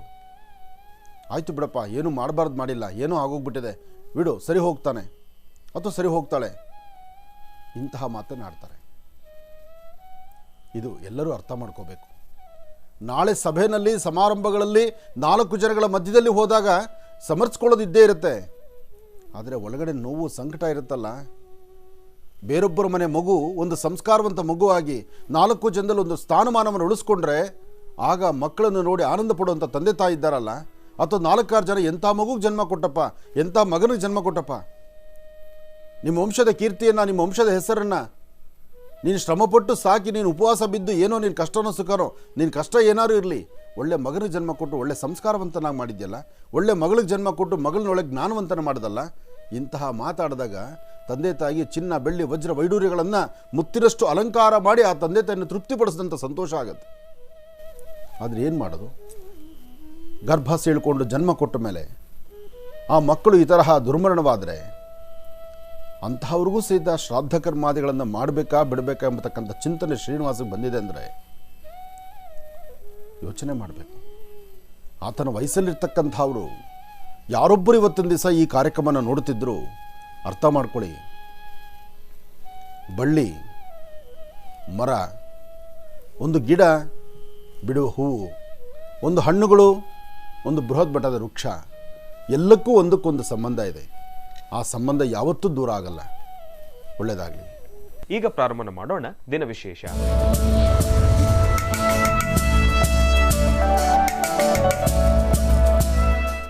ಗುರುಗಳೇ, ಇವತ್ತಿನ ದಿನದ ವಿಶೇಷತೆ ಮತ್ತು ಪಂಚಾಂಗ ಶ್ರವಣ. ಓಂ ತ್ರ್ಯಂಬಕಂ ಯಜಾಮಹೇ ಸುಗಂಧಿಂ ಪುಷ್ಟಿವರ್ಧನಂ ಪೂರ್ವಾರ್ಕಂದನಾಂ ಮೃತ್ಯೋನ್ ಮೃಕ್ಷೀಮಾಮೃತಾತ್ ತ್ರಯಂಬಕೇಶ್ವರಾಯ ನಮಃ, ಅಗಸ್ತ್ಯೇಶ್ವರಾಯ ನಮಃ, ವಿಶ್ವೇಶ್ವರಾಯ ನಮಃ, ಮಹೇಶ್ವರಾಯ ನಮಃ. ಓಂ ಸರ್ವಮಂಗಳಮಾಂಗಲ್ಯೆ ಶಿವೆ ಸರ್ವಾರ್ಥಸಾಧಿಕೆ ಶರಣ್ಯೇ ತ್ರ್ಯಂಬಕೆ ಗೌರಿ ನಾರಾಯಣಿ ನಮೋಸ್ತುತೆ, ನಾರಾಯಣಿ ನಮೋಸ್ತುತೆ, ನಾರಾಯಣಿ ನಮೋಸ್ತುತೆ. ಏಕದಂತಾಯ ವಿದ್ಮಹೇ ವಕ್ರತುಂಡಾಯ ಧೀಮಹಿ ತನ್ನೋ ದಂತಿ ಪ್ರಚೋದಯಾತ್. ಶ್ರೀ ಶೋಭಕೃತ್ ನಾಮ ಸಂವತ್ಸರ ದಕ್ಷಿಣಾಯನಿ ವರ್ಷ ಋತು ಭಾದ್ರಪದ ಮಾಸ ಕೃಷ್ಣ ಪಕ್ಷ 6-10-2023 ಶುಭ ಶುಕ್ರವಾರ, ಸಪ್ತಮಿ ಆರಿದ್ರಾ ನಕ್ಷತ್ರ. ಇವತ್ತು ಆರಿದ್ರಾ ನಕ್ಷತ್ರವಾದ್ದರಿಂದ ತ್ರಾಂಬಕೇಶ್ವರನ ಸಾಂಬ ಸದಾಶಿವನ ಪ್ರಾರ್ಥನೆ ಮಾಡಿ ನಿಮ್ಮೆಲ್ಲರ ಮನೋಕಾಮನೆ ಬೇಗ ಸಿದ್ಧಿಯಾಗಲಿ, ಭಗವಂತನ ಸಂಪೂರ್ಣ ಅನುಗ್ರಹ ಉಂಟಾಗಲಿ ಅಂತ ನಾನು ದೇವರನ್ನ ಪ್ರಾರ್ಥನೆ ಮಾಡ್ತೀನಿ. ಯಾದೇವಿ ಸರ್ವಭೂತೇಷು ಮಾತೃರೂಪೇಣ ಸಂಸ್ಥಿತ ನಮಸ್ತಸ್ಸೈ ನಮಸ್ತಸ್ಸೈ ನಮಸ್ತಸ್ಸೈ ನಮೋ ನಮಃ. ಹೀಗೆ ಭಗವತಿಯ ಅನುಗ್ರಹವನ್ನು ಪಡೆಯುವಂತಹದ್ದು ಬಹಳ ವಿಶೇಷವಾಗಿರತಕ್ಕಂಥದ್ದು. ಇನ್ನು ಧರ್ಮ ಸೂಕ್ಷ್ಮತೆಗಳಲ್ಲಿ ಒಂದು ವಿಚಾರ ಹಾಗೇ ನಿಂತು ಹೋಗಿದೆ. ಏನಪ್ಪ, ಹೆಣ್ಣು ಮಕ್ಕಳ ಅಧಿಕಾರ ಏನು? ಹೆಣ್ಣು ಮಕ್ಕಳು ಗಂಡಿಲ್ದಂತಹ ಸಂತಾನಕ್ಕೆ, ಅಂದರೆ ಒಂದು ಸಂಸಾರದಲ್ಲಿ ಒಂದು ಗಂಡ ಹೆಂಡತಿಯರಿಗೆ ಬರೀ ಹೆಣ್ಣು ಮಕ್ಕಳೇ ಆದರು, ಅವ್ರಿಗೆ ವಂಶೋದ್ಧಾರಕ ಇಲ್ಲ, ಅಥವಾ ಪಿಂಡ ಪ್ರದಾನ ಮಾಡೋನಿಲ್ಲ, ತಿಲತರ್ಪಣ ಕೊಡೋನಿಲ್ಲ. ಹಾಗಿದ್ರೆ ಅಪ್ಪ ಅಮ್ಮನ ಸದ್ಗತಿ ಹೇಗೆ? ಅಪ್ಪ ಅಮ್ಮನ ಹೇಗೆ ಅದು ಗತಿಸಿದ ನಂತರ? ಈ ಚಿಂತನೆ ಎಲ್ಲರಲ್ಲೂ ಇದೆ. ಆದರೆ ಒಂದು ವಿಚಾರ ಅರ್ಥ ಮಾಡಿಕೊಡಿ, ಹೆಣ್ಣು ಮಕ್ಕಳೇ ಆಗಿದ್ದು ಗಂಡಿಲ್ದೇರ ಅವರ ಅಂತ್ಯಕ್ರಿಯೆಗಳನ್ನು ಬೇರೆ ಯಾರೋ ಮಾಡಿದ್ರು, ಆದರೆ ಮುಂದೇನು? ಅದರಲ್ಲೂ ಕೊಟ್ಟ ಹೆಣ್ಣು ಕುಲಕ್ಕೋರ್ಗು ಮದುವೆ ಮಾಡಿಕೊಟ್ಟಾದ ಮೇಲೆ ಇನ್ನೊಬ್ಬರ ಮನೆ ಸೊತ್ತಾಗ್ಬಿಡುತ್ತೆ. ಅದರಲ್ಲೂ ಈ ವಿಚಾರವನ್ನು ನಾನು ಹೇಳಿದ್ರೆ ಒಂದಷ್ಟು ಜನದ ಮನಸ್ಸು ನೋಯ್ಬೋದೇನೋ, ಆದರೂ ಹೇಳ್ತೇನೆ. ಯಾಕೆಂದರೆ ಇಂತಹ ವಿಚಾರಗಳು ನನ್ನ ಮನಸ್ಸಲ್ಲಿ ಈ ಪ್ರಶ್ನೆ ತಗೊಂಡಾಗ ಅದರಿಂದ ಅಂತಹ ಸಾಧಕ ಬಾಧಕಗಳನ್ನು, ಅಂತಹ ನೋವನ್ನು ಅನುಭವಿಸಿ ಆ ಕಣ್ಣೀರು ಹಾಕಿರುವಂಥ ತಾಯಂದರು ನನ್ನ ಮುಂದೆ ಹೇಳಿರುವಂಥ ಮಾತು ಪುನಃ ಎಲ್ಲವೂ ಸಹಿತ ಮೆಲುಕು ಹಾಕ್ಕೊಳ್ಳುವಂಥ ಪರಿಸ್ಥಿತಿ ಆಗಿಬಿಡುತ್ತೆ. ಈ ತಂದೆನೋ ತಾಯಿನೋ ಮನೆಗೊಬ್ಬರು ಸತ್ತಾಗ, ಗತಿಸಿದಾಗ, ಅಥವಾ ಅವರು ಮರಣ ಹೊಂದಿದಾಗ ಬೇರೊಬ್ಬರು ಮನೆಗೆ ಕೊಟ್ಟಿರ್ತಾರಲ್ಲ, ಆ ಮನೆಯಿಂದ ಹೆಣ್ಣುಮಗಳು ಈ ಮನೆಗೆ ಬರಬೇಕು, ಬಂದು ಆ ಕಡೆಯ ಮುಖವನ್ನು ಕಾಣಬೇಕು. ಕಂಡು ಅದಾದ ನಂತರ ಒಂದಿಷ್ಟು ದಿವಸ, ಕನಿಷ್ಠ ಪಕ್ಷ ಏನೇನು ತಿಂಗಳುಗಟ್ಟಲೆ ಅಲ್ಲ, ಒಂದು 15 ದಿವಸ ಅಥವಾ ಒಂದು 10 ದಿವಸ, ಅಥವಾ ಕ್ರಿಯೆಗಳ ಮುಗಿಯೋ ತನಕ, ಅಥವಾ ಅವರ ಮುಂದಿನ ಒಂದು ಕರ್ಮ ಕಳೆಯೋ ತನಕ, ಆ ಮನೆ ಶುದ್ಧಿ ಆಗೋ ತನಕ ಒಂದಷ್ಟು ದಿನ ಆ ಮನೆ ಬೇರೊಬ್ಬರ ಮನೆ ಸೊಸೆ ಆಗಿದ್ದು, ಈ ಮನೆ ಮಗಳಾಗಿದ್ದು, ಆ ಮಗಳನ್ನ ಇಲ್ಲಿ ಕಳಿಸ್ಕೊಡ್ಬೇಕಾದ್ದು ಧರ್ಮ. ಎಷ್ಟೋ ಜನ ಬಹಳ ಕಟಕರಾಗಿ ಬಿಹೇವ್ ಮಾಡಿಬಿಡ್ತೀರಿ. ಆ ಕಟಕರು ಹೇಗೆ ಅಂದರೆ, ಹೇಗಿರ್ತಾರೆ ಕಟಕರು ಅಂದರೆ, ಕಟಕರಿಗೇನು ಅದರ ಮುಂದೆ ತಲೆ ಬಗ್ಗಿಸಿದಾಗ ಹೊಡೆಯೋದಷ್ಟೇ ಕೆಲಸ ಅವ್ರಿಗೆ ಗೊತ್ತಿರೋದು. ಅದರ ಅಂತಃಕರಣೆ, ಅದರ ಭಾವನೆ, ಅದರ ನೋವು ಏನು ಗೊತ್ತಾಗುತ್ತೆ? ಗೊತ್ತಾಗೋದೇ ಇಲ್ಲ. ಹಾಗೆ ಅಂತಹ ಮನಸ್ಥಿತಿಯಲ್ಲಿರ್ತಕ್ಕಂಥವ್ರು ಒಂದಷ್ಟು ಜನ ಒಂದು ಕುಟುಂಬಗಳಿದ್ದಾರೆ. ನಿಮ್ಮನೆ ಮಕ್ಕಳಿಗೆ ಇಂಥ ನೋವಾದರೆ ಹೇಗೆ ಎಂಬತಕ್ಕಂಥ ಚಿಂತನೆಯೂ ಇಲ್ದಿರ, ಗಂಡನ ಮನೆಯಿಂದ ಹೆಂಡತಿ ಯಾರು ಆ ಹೆಣ್ಣುಮಗಳ ತಂದೆ ತಾಯಿ ಹೋಗಿರ್ತಾರಲ್ಲ, ಅವರು ತವ್ರ ಮನೆಗೆ ಹೋದಾಗ ಇನ್ನೂ ಹೋಗಿ ಇವತ್ತು ಅಂತ್ಯಕ್ರಿಯೆ ಮುಗಿಯೋಕಿಲ್ಲ, ಹೊರಡೋಣವಾ, ಎಷ್ಟೊತ್ತು ಬರ್ತೀರಿ, ಯಾವಾಗ ಬರ್ತೀರಿ, ಮಡಿ ಮೈಲಿಗೆ ಇಲ್ಲ, ಒಂದಷ್ಟು ಬೇಕು ಬೇಡ ಇಲ್ಲ, ಆ ನೋವಿಗೆ ಸ್ಪಂದಿಸೋ ರೀತಿ ಇಲ್ಲ. ಅಲ್ಲಿ ಹೋಗಿರೋದು ಅಪ್ಪನೋ ಅಮ್ಮನೋ, ಜೀವನದಲ್ಲಿ ಪುನಃ ನೋಡ್ಲಿಕ್ಕಾಗೋದಿಲ್ಲ. ಅದರಲ್ಲೂ ದೂರಭಾರ ಇರ್ತಕ್ಕಂಥವ್ರು ಬರೋದ್ರೊಳಗೆ ಇಲ್ಲಿ ಅಂತ್ಯಕ್ರಿಯೆ ಆಗೇ ಹೋಗ್ಬಿಡುತ್ತೆ, ಮುಖನೂ ಸಿಗೋದಿಲ್ಲ. ಆದರೆ ಎಷ್ಟೋ ಜನ ಹೆಣ್ಣುಮಕ್ಕಳು ಈ ನೋವನ್ನು ಅನುಭವಿಸ್ತಾ ಮರಣ ಸಂಕಟವನ್ನು ಅನುಭವಿಸ್ತಾರೆ. ಆದರೆ ಇಷ್ಟು ಸಂಕಟ ಇದ್ದರೂ ಬೆಳಗ್ಗೆ ಎದ್ದು ಗಂಡನ ಸೇವೆ ಮಾಡಬೇಕು, ಇಲ್ಲಾಂದರೆ ಅತ್ತೆ ಮಾವನ ಸೇವೆ ಮಾಡಬೇಕು, ಆ ಮನೆಗೆ ಬರಲೇಬೇಕು. ಯಾಕೆ ಅಂದರೆ ಈ ಮನೆ ಋಣ ಹರಿದೋಗಿರುತ್ತಲ್ಲ. ಯಾವಾಗ ತಂದೆ ತಾಯಿ ಕನ್ಯಾದಾನ ಮಾಡಿ ಕೊಟ್ಬಿಡ್ತಾರೋ, ಯಾವಾಗ ಆ ಹೆಣ್ಣುಮಗಳನ್ನು ಇನ್ನೊಬ್ಬರ ಮನೆಗೆ ಕೊಟ್ಟುಬಿಡ್ತಾರೋ, ಅದಾದ ನಂತರ ಆ ಬಾಧೆ ತಡಿಲಿಕ್ಕಾಗೋದಿಲ್ಲ. ಹೆಣ್ಣೆತ್ತಂತಹ ಪ್ರತಿಯೊಬ್ಬರಿಗೂ ಈ ನೋವಿದೆ. ಹೆಣ್ಣು ಮಕ್ಕಳನ್ನು ಹೆರೋದು ಸುಮ್ಮನೆ ಅಲ್ಲ. ಹೆಣ್ಣು ಮಕ್ಕಳನ್ನ ಹೆತ್ತ ಮೇಲೆ ಮದುವೆ ಮಾಡಿಕೊಡೋದು ಬಹಳ ಕಷ್ಟ.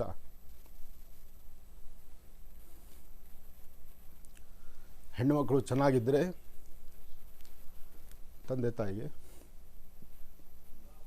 ಸುಖ ಸಂತೋಷ ಇರುತ್ತೆ. ಅದೇ ಹೆಣ್ಮಗಳು ಕಣ್ಣೀರು ಹಾಕ್ಬಿಟ್ರೆ ಆ ನೋವು ತಡಿಲಿಕ್ಕಾಗಲ್ಲ.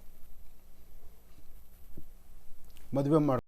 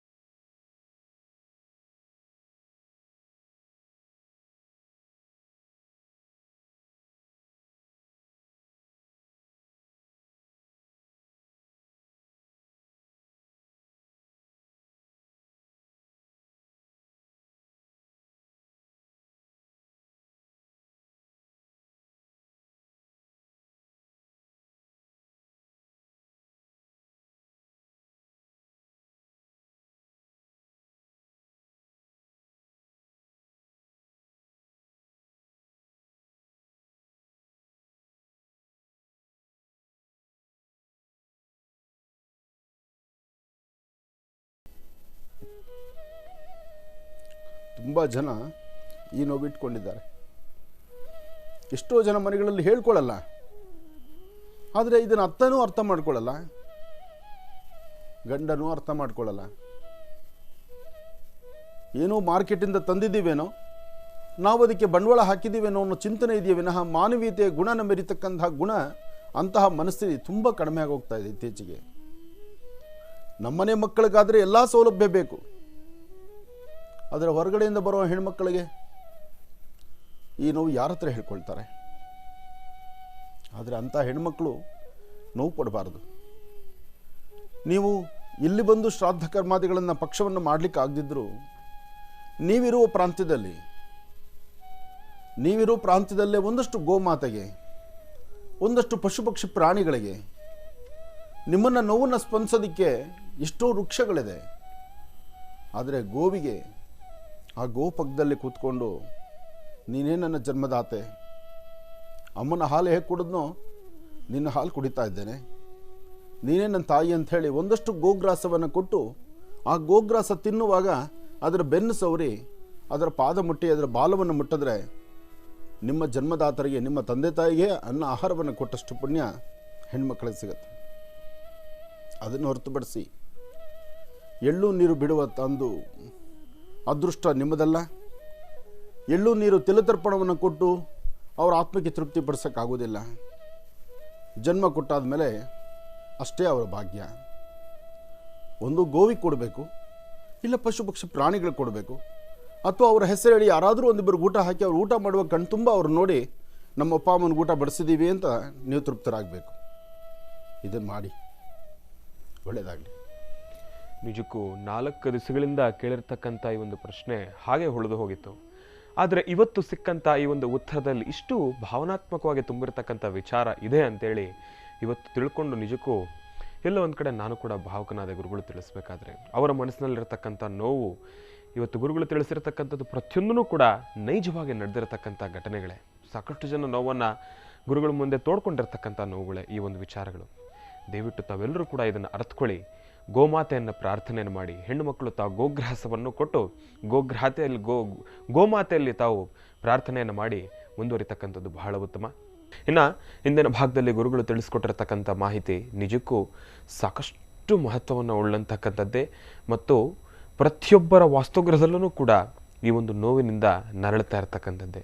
ಆದರೆ ಈ ಒಂದು ಪ್ರಶ್ನೆಯ ಹಿಂದೆ ಇಷ್ಟು ಅದ್ಭುತವಾಗಿರ್ತಕ್ಕಂಥ ಭಾವನಾತ್ಮಕವಾಗಿರ್ತಕ್ಕಂಥ ವಿಚಾರ ಇದೆ ಅಂತ ಹೇಳಿ ನಿಜಕ್ಕೂ ನಾನು ಕೇಳಿರ್ತಕ್ಕಂಥ ಈ ಒಂದು ಪ್ರಶ್ನೆ ನಿಜಕ್ಕೂ ನನಗೆ ಎಲ್ಲೋ ಒಂದು ಕಡೆ ಖುಷಿ ಆಯಿತು. ಏನಪ್ಪ ಅಂದರೆ ಸಾಕಷ್ಟು ಜನರ ಮನಸ್ಸಿನಲ್ಲಿ ಈ ಒಂದು ನೋವು ಹಾಗೆ ಉಳ್ಕೊಂಬಿಟ್ಟಿರುತ್ತಲ್ಲ, ಈ ಒಂದು ಪ್ರಶ್ನೆಗೆ ಉತ್ತರ ಬೇಕಿತ್ತಲ್ಲ, ಹೆಣ್ಣು ಮಕ್ಕಳು ಏನು ಮಾಡಬೇಕಾಗಿತ್ತು, ಇವತ್ತು ತಮ್ಮೆಲ್ಲರಿಗೂ ಕೂಡ ಒಂದು ಉತ್ತರ ಸಿಕ್ಕಿದೆ.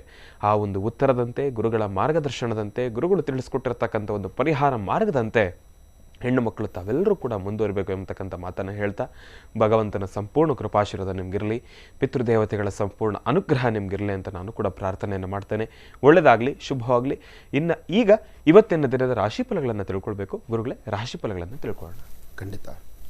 ನಮಃ ಸೂರ್ಯಾಯ ಚಂದ್ರಾಯ ಮಂಗಳಾಯ ಬುಧಾಯ ಚಾಂ ಗುರು ಶುಕ್ರ ಶನಿಭ್ಯಶ್ಚ ರಾಹವೇ ಕೇತುವೇ ನಮಃ. ಆದಿತ್ಯಾದಿ ನವಗ್ರಹಗಳನ್ನು ಪ್ರಾರ್ಥನೆ ಮಾಡ್ತಾ ರಾಶಿಫಲದ ಕಡೆ ಗಮನ ಹರಿಸೋಣ. ನಮಃ ಸೂರ್ಯಾಯ ಚಂದ್ರಾಯ ಮಂಗಳಾಯ ಬುಧಾಯ ಚ ಗುರು ಶುಕ್ರ ಶನಿಭ್ಯಶ್ಚ ರಾಹವೇ ಕೇತುವೇ ನಮಃ.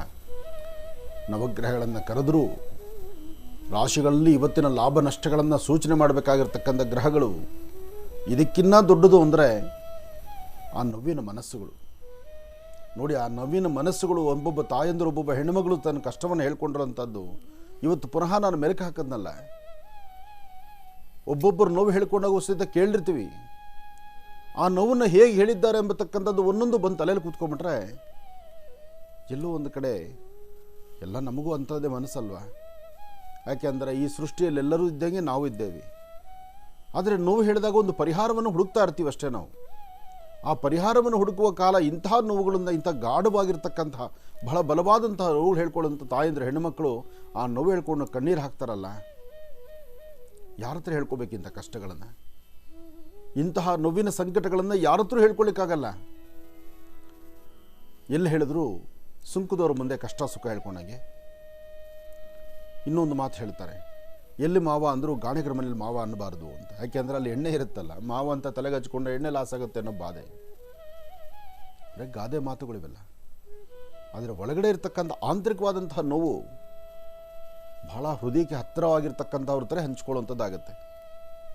ಇರಲಿ, ಬಹುಶಃ ಇವತ್ತಿನ ಈ ಒಂದು ಮಾತಿನಿಂದ, ಇವತ್ತಿನ ಈ ಒಂದು ಕಾರ್ಯಕ್ರಮದಲ್ಲಿ ನಾನು ತಿಳಿಸಿರುವಂತಹ ವಿಧಿವಿಧಾನದಲ್ಲಿ ನಿಮ್ಗಳ ಮನಸ್ಸನ್ನು ನಾವು ನೋಯಿಸಿದ್ನೋ ಏನೋ ಅಂತ ನಂಗೆ ಅನಿಸುತ್ತೆ.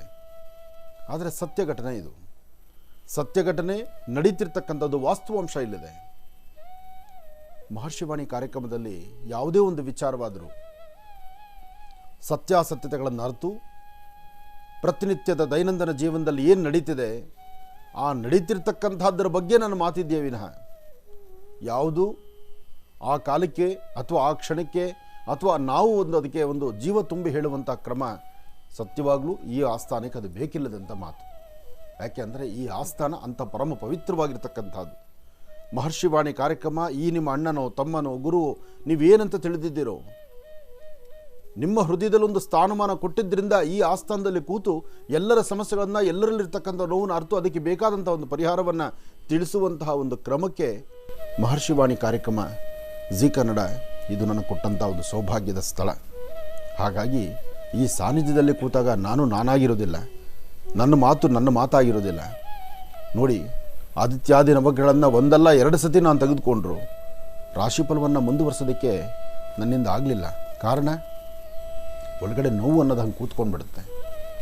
ಆ ನೋವನ್ನು ನಾವು ಆಚೆ ತೆಗೆದ್ರೇ ಹೊರಗಡೆಯಿಂದ ಬರಬೇಕು, ನಮಗದು ಸರಿಯಾದ ಮಾರ್ಗ. ಇರಲಿ, ನಾನು ಖಂಡಿತ ತಿಳಿಸ್ಕೊಡ್ತೇನೆ. ಒಳ್ಳೆಯದಾಗಲಿ. ಇನ್ನು ಈಗ ಗುರುಗಳು ರಾಶಿಫಲಗಳನ್ನು ತಿಳಿಸ್ಕೊಡೋರಿದ್ದಾರೆ. ಗುರುಗಳೇ, ಇವತ್ತಿನ ದಿನದ ರಾಶಿಫಲ.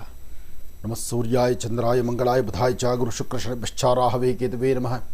ಆದಿತ್ಯಾದಿ ನವಗ್ರಹಗಳನ್ನು ಪ್ರಾರ್ಥನೆ ಮಾಡಿ ಈ ದಿನದ ರಾಶಿಫಲವನ್ನು, ಲಾಭ ನಷ್ಟವನ್ನು, ಬೇಕು ಬೇಡಗಳನ್ನು ಇವತ್ತು ನಾವು ತಿಳ್ಕೊಳ್ಳೋಣ. ಮೊದಲನೇದಾದಂತಹದ್ದು ಮೇಷರಾಶಿ.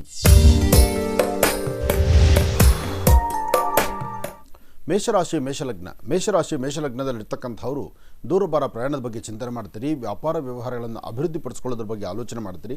ತುಂಬ ಹತ್ತಿರದಲ್ಲಿರ್ತಕ್ಕಂಥವ್ರು ಆಡುವಂಥ ಮಾತಿಗೆ ಒಂದಷ್ಟು ತಲೆ ಕೊಟ್ಟು ಮಾಡಬೇಕಾಗಿರ್ತಕ್ಕಂಥ ಧರ್ಮ ಕಾರ್ಯಗಳು, ಒಳ್ಳೆಯ ಕೆಲಸನೋ ಅಥವಾ ಒಳ್ಳೆಯ ಸನ್ಮಾರ್ಗವೋ ಅಥವಾ ಲಾಭ ಎಂಬತಕ್ಕಂಥದ್ದು ಹೇಗಿರುತ್ತೋ, ಯಾವ ಕ್ರಮವನ್ನು ಅನುಸರಿಸಿದ್ರೆ ಲಾಭ ಎದುರಾಗುತ್ತೋ ಅದರ ಬಗ್ಗೆನೂ ಸಹಿತ ಅರಿವಿಲ್ಲದಂಥ ರೀತಿ ಹೋಗುವಂಥ ಪರಿಸ್ಥಿತಿ ಎದುರಾಗ್ಬೋದು. ಆದರೆ ಮೇಷರಾಶಿಯವರ ಮನಸ್ಸು ನಿಮ್ಮ ಮನದಾಳದ ಮಾತು ಏನು ಹೇಳುತ್ತೋ ಅದನ್ನೇ ಆಲೋಚನೆ ಮಾಡಿದ್ರೆ, ಅದರಂತೆ ನಡ್ಕೊಂಡ್ರೆ ತುಂಬ ಅದೃಷ್ಟವನ್ನು ಸಿದ್ಧಿಪಡಿಸ್ಕೊಳ್ತೀರಿ. ಅದನ್ನು ಹೊರತುಪಡಿಸಿ ಬೇರೆಲ್ಲ ವಿಚಾರಗಳ ಬಗ್ಗೆ ಚಿಂತನೆ ಮಾಡ್ತಾ ಹೊರಟ್ರೆ ಖಂಡಿತ ಲಾಭ ಕಾಣೋದಿಲ್ಲ. ಆದರೆ ಒಂದು ಸತ್ಯಾಂಶ, ಇವತ್ತಿನ ದಿವಸ ನೀವೇನು ಅಂದುಕೊಂಡಿದ್ದಕ್ಕಿಂತ ಹೆಚ್ಚಿನಾಗಿ ಚೆನ್ನಾಗಿರ್ಬೋದು. ಹಾಗೆ ಅದರ ಫಲಾಫಲಗಳನ್ನು ಸಿದ್ಧಿಪಡಿಸ್ಕೊಳ್ಬೋದು. ಅದಕ್ಕಾಗಿ ಗಣಪತಿಯ ಪ್ರಾರ್ಥನೆ ಮಾಡಿ. ಏಕದಂತಾಯ ವಿದ್ಮಹೇ ವಕ್ರತುಂಡಾಯ ಧೀಮಹಿ ತನ್ನೋದಂತೆ ಪ್ರಚೋದಯಾತ್. ಇದರ ಜೊತೆಗೆ ಈ ಶುಭ ದಿನ ರಾಹುಕಾಲದಲ್ಲಿ, ಇದೀ ಶುಭ ದಿನ ಅಂದರೆ ಶುಕ್ರವಾರ ರಾಹುಕಾಲದಲ್ಲಿ ದುರ್ಗಾ ಪರಮೇಶ್ವರಿಯನ್ನು ಪ್ರಾರ್ಥನೆ ಮಾಡಿ ದುರ್ಗಾ ದೀಪ ನಮಸ್ಕಾರ ಮಾಡತಕ್ಕಂಥದ್ದು. ಓಂ ದುಂ ದುರ್ಗಾಯೇ ನಮಃ, ಓಂ ದುಂ ದುರ್ಗಾಯೇ ನಮಃ, ಓಂ ದುಂ ದುರ್ಗಾಯೇ ನಮಃ. ಹೀಗೆ ತಾಯಿ ದುರ್ಗೆಯನ್ನು ಪ್ರಾರ್ಥನೆ ಮಾಡಿದ್ರೆ ಮತ್ತಷ್ಟು ಲಾಭವನ್ನು ತಾವು ಸಿದ್ಧಿಪಡಿಸ್ಕೊಳ್ತೀರಿ. ಒಳ್ಳೆಯದಾಗಲಿ, ಶುಭವಾಗಲಿ. ಇನ್ನು ವೃಷಭ ರಾಶಿ. ವೃಷಭ ಲಗ್ನದಲ್ಲಿರ್ತಕ್ಕಂಥವರು ವ್ಯವಹಾರಿಕವಾಗಿ ಒಂದಷ್ಟು ನೋವು ತಿಂತಾ ಇರ್ತೀರಿ. ಲಾಭ ಕಾಣದಂಥ ರೀತಿಯಲ್ಲಿರ್ತೀರಿ.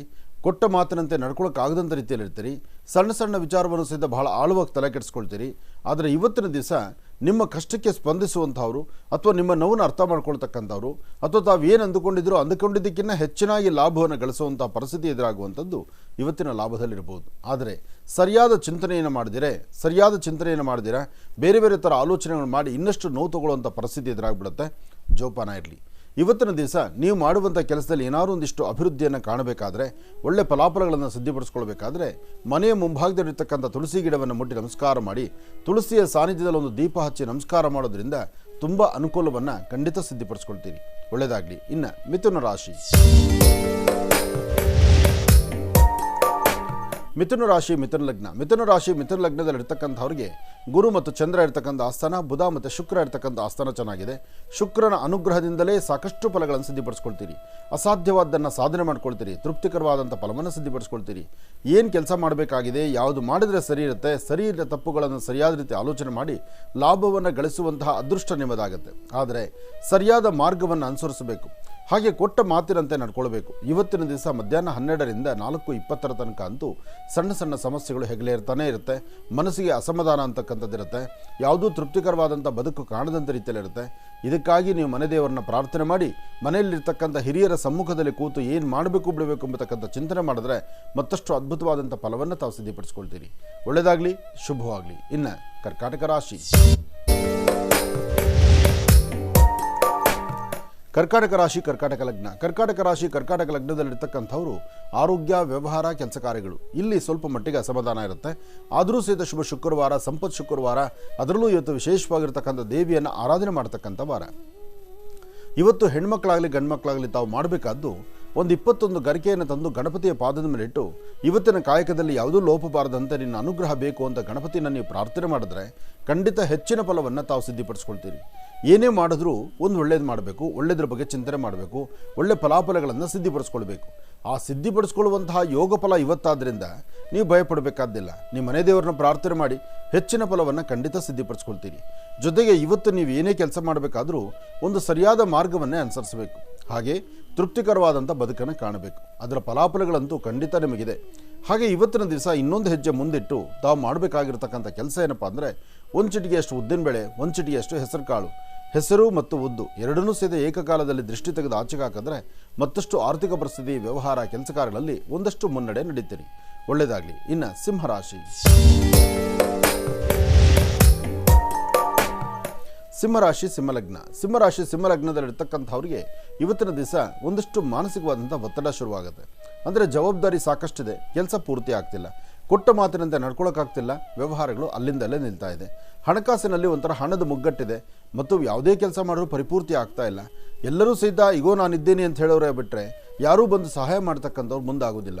ಆದರೆ ಸಿಂಹರಾಶಿಯವರು ನಿಮ್ಮ ಒಳಮನಸ್ಸಲ್ಲಿರ್ತಕ್ಕಂತಹ ನೋವಿನ ಕ್ಷಣಗಳನ್ನು ಯಾರೊಬ್ಬರೊಂದಿಗೂ ಹಂಚ್ಕೊಳ್ಬಾರ್ದು.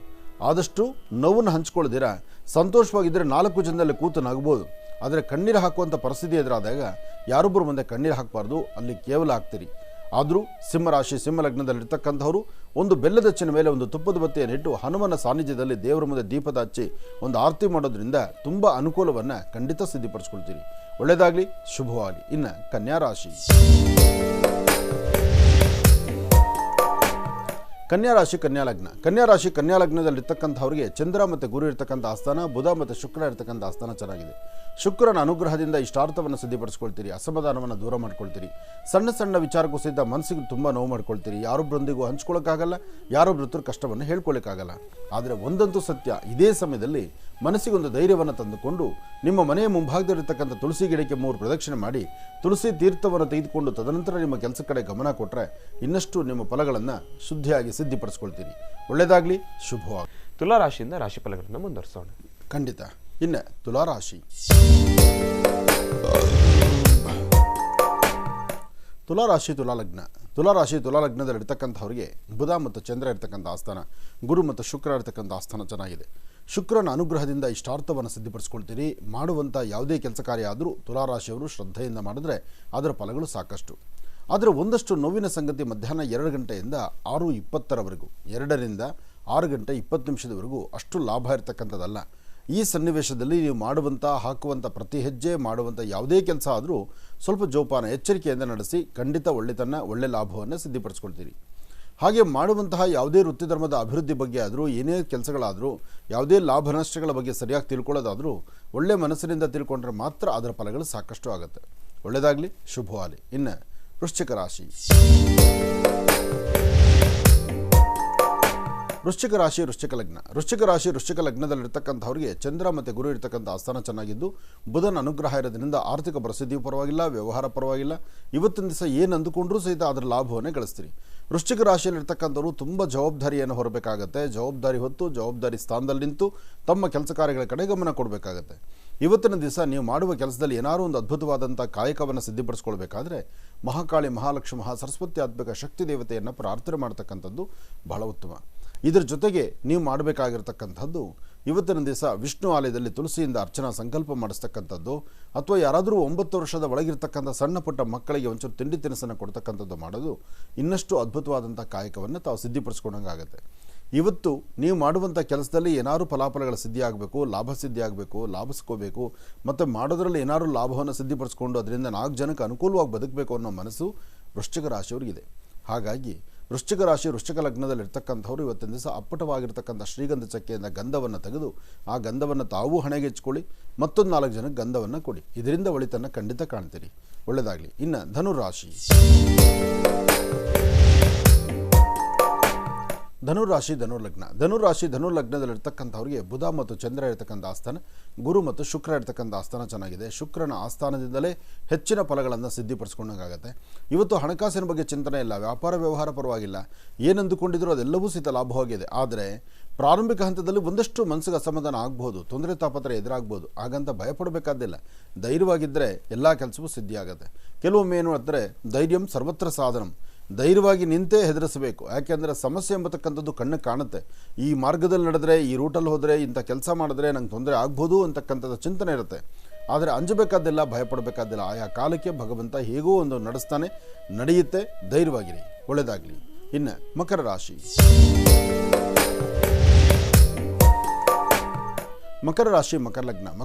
ಮಕರ ಲಗ್ನದಲ್ಲಿರ್ತಕ್ಕಂಥವ್ರಿಗೆ ಇವತ್ತು ಶುಕ್ರ ಮತ್ತು ಗುರುವಿನ ಅನುಗ್ರಹ ಇದೆ. ಅಂದರೆ ಶುಕ್ರ ಚೆನ್ನಾಗಿದ್ದರೆ ಮುಖದ ವರ್ಚಸ್ಸು, ತೇಜಸ್ಸು, ತಾವು ಮಾಡುವ ಕೆಲಸ ಎಲ್ಲದರಲ್ಲೂ ಅದ್ಭುತವಾಗಿರುತ್ತೆ.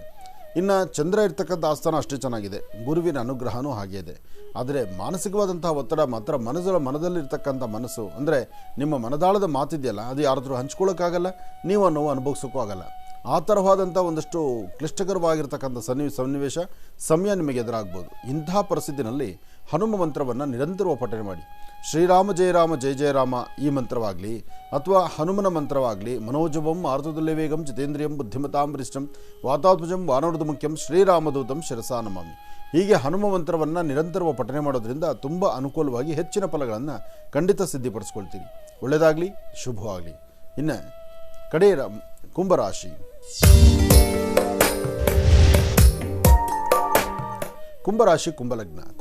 ಕುಂಭಲಗ್ನದಲ್ಲಿರ್ತಕ್ಕಂಥವ್ರಿಗೆ ಗುರು ಮತ್ತು ಚಂದ್ರ ಇರ್ತಕ್ಕಂಥ ಆಸ್ಥಾನ, ಶನಿ ಇರ್ತಕ್ಕಂಥ ಆಸ್ಥಾನ ಮಹತ್ತರವಾಗಿದೆ. ಶನಿ ಇರ್ತಕ್ಕಂಥ ಆಸ್ಥಾನ ಚೆನ್ನಾಗಿರೋದ್ರಿಂದಲೇ ತಾವು ಅಸಾಧ್ಯವಾದ್ದನ್ನು ಸಾಧನೆ ಮಾಡ್ಕೊಳ್ತೀರಿ. ಗುರುವಿನ ಅನುಗ್ರಹ ಇದೆ, ಗುರುಗಳ ಆಶೀರ್ವಾದ ಇದೆ.